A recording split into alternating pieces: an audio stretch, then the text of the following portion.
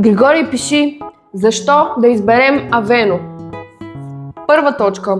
Какво означава По-бавно. означава вискозитет? Заглавието по-бавно. Слушам те, отговори на въпроса.